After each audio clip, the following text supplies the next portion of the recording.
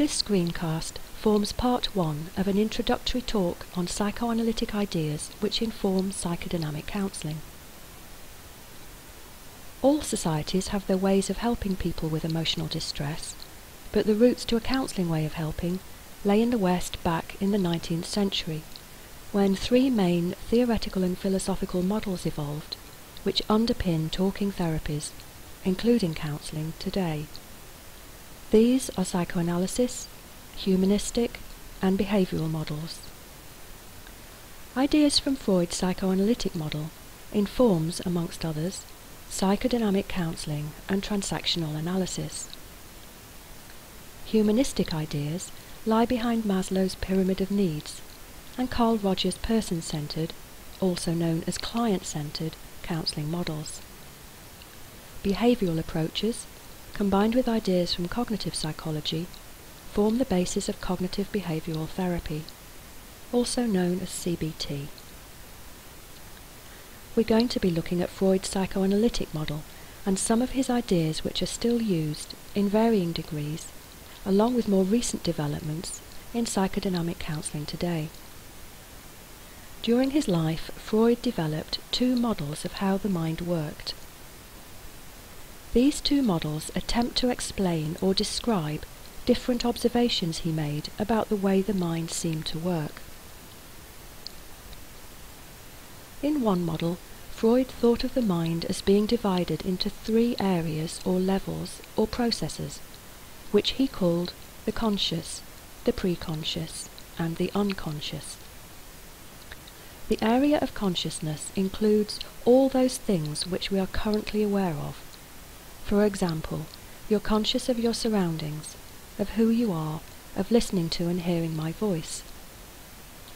The preconscious contains all that material which you're not currently thinking about, but which you can pull into your conscious mind when you decide to.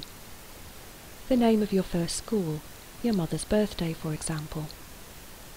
The unconscious contains impulses, drives, ideas or memories which are not openly accessible to your conscious mind.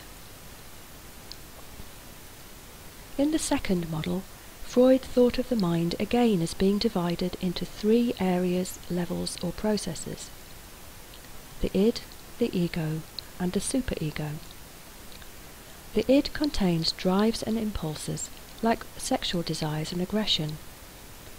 The superego consists of the conscience and the ego ideal. The conscience tells us what we should or shouldn't be doing. It's built up from messages we received in infancy and childhood. Don't hit your brother, don't steal, keep clean.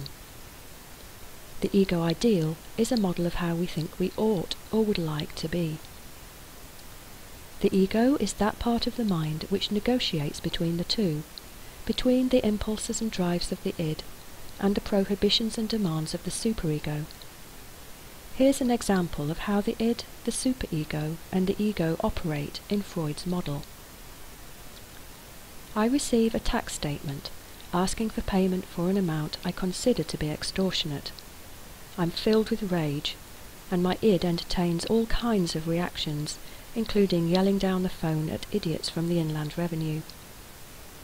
My superego reacts, "No, absolutely not. You can't do that. It's wrong to get angry with other people." My ego intervenes and attempts to negotiate between the 2. "Okay, yes, this is a large bill. It's probably a mistake, and yes, it is infuriating. How about writing a strong but polite letter of complaint instead?" Freud's 2 models are best thought of as 2 alternative ways of conceptualizing the mind. They don't quite fit together comfortably into one whole model.